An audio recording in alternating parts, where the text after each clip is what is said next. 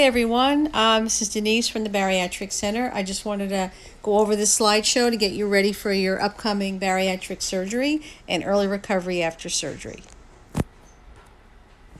Just some important reminders. Just make sure at home in the weeks leading up to your surgery you have your favorite shakes, ice pops, low sodium broths ready to go at home. Just as a reminder, no straws, no smoking, no carbonated beverages, and no caffeinated products.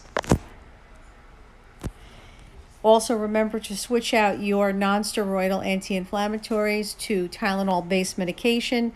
The reason we ask you to do this is because aspirin products after surgery can irritate your new stomach and cause bleeding and ulcers. Your current medications, now's a good time to think about your post-surgery medication regimen. Most pills can be swallowed whole. Your pouch should accommodate them, but if the pills are really big, if you think you might need to cut or crush them, you may want to think about that ahead of time. And we do recommend that you swallow one pill at a time with a small sip of water and give that pill about 10 to 15 minutes to digest before you take the next one. So as terms of hospital stay, we really want you to bring the minimum. So we want you to leave all of your expensive jewelry, valuables, everything at home. Just bring in comfortable clothes to wear for your overnight stay. You can also bring in your CPAP machine if that was prescribed. Please remember your ID and your insurance card, and you can bring in your phone and your charger to stay in touch with family. So we never want you to have any complications, and most post-surgery complications can be prevented. Blood clots are something that can happen to you if you don't get up and walk right away after surgery. We will provide you with some medication to keep the blood thin and compression boots that you will wear on your calves. It'll be put on you in same day. It's so important to get up though and walk as soon as possible after surgery to prevent any of those types of complications. And for infection complications, we will provide you with some pre-operative antibiotics. Just make sure that you frequently wash your hands and don't pick at the glue or the incisions on your abdomen. To prevent any kind of respiratory problems, we do encourage you to take deep breaths and cough. Use the provided incentive spirometer, which I'll talk more about in the next few slides. And again, walking is so important to prevent this complication. So before surgery, as a review, if you're on any type of blood thinners or antiplatelets, please check with your prescribing physician and surgeon when you are to stop taking these medications. Typically, we want you to stop taking them approximately 5 to 7 days before surgery. The same goes for birth control. If you are on birth control, you will need to stop that at least 2 weeks prior to surgery. If you have any questions about that, we can discuss that during your preoperative visit. You will be called by the hospital to come in and do pre-admission testing. That is done approximately 2 weeks before surgery. Please do not miss this appointment. Not showing up or rescheduling this can result in a delay of your surgery.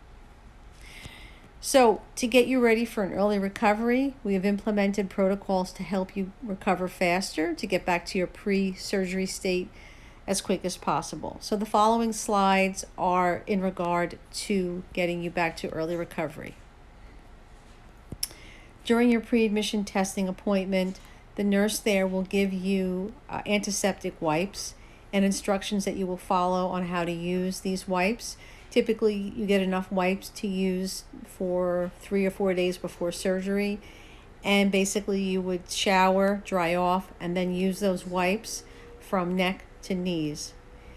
The nurse will also review your medications and tell you what to take the morning of surgery.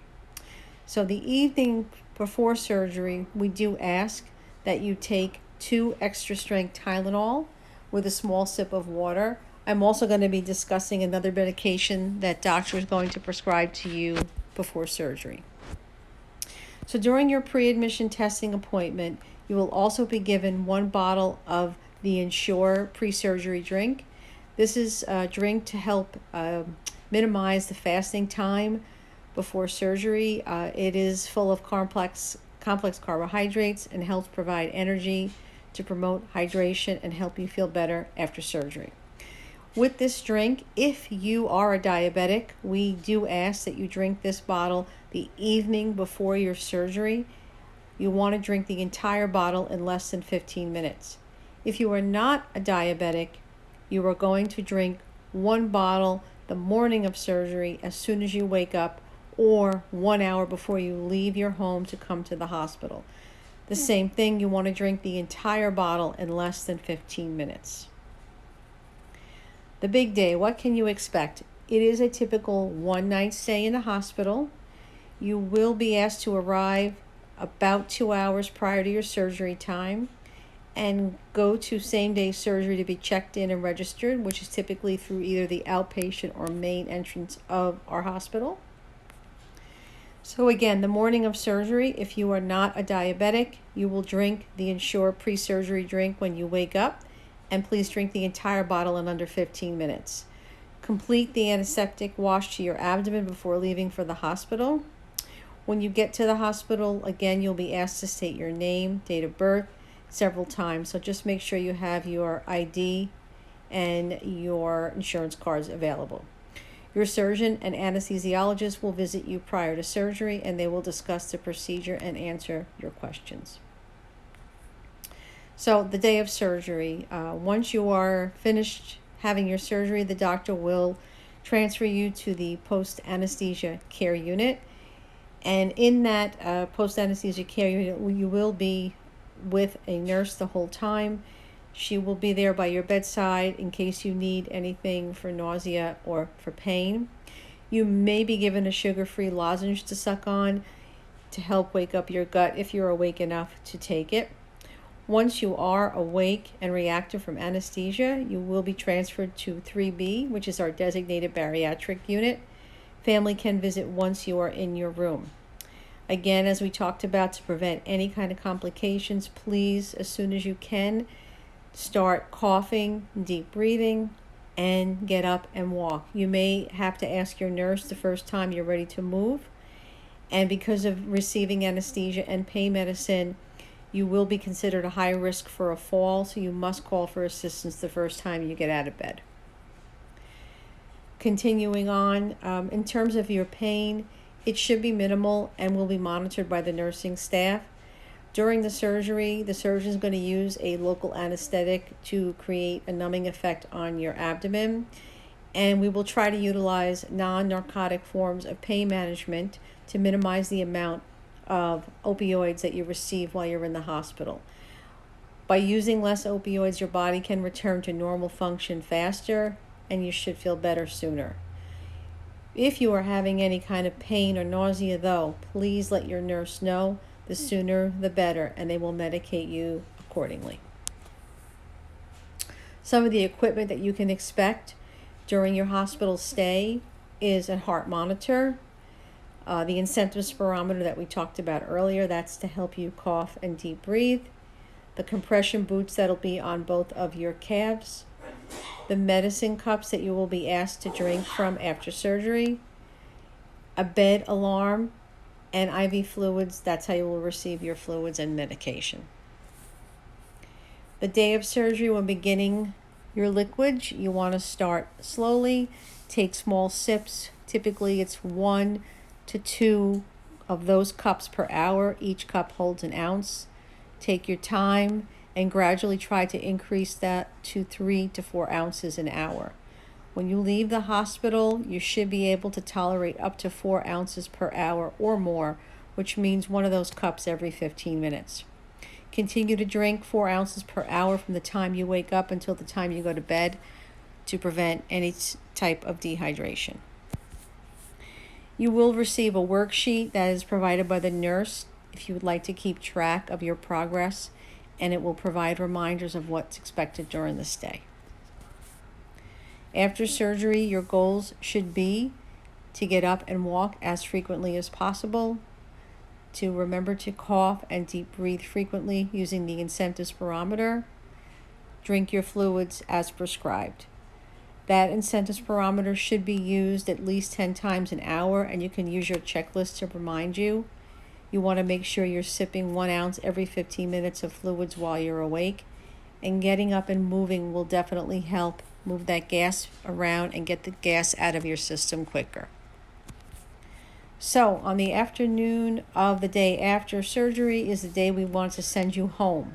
So your goals at home should be the same as they were during your hospital stay.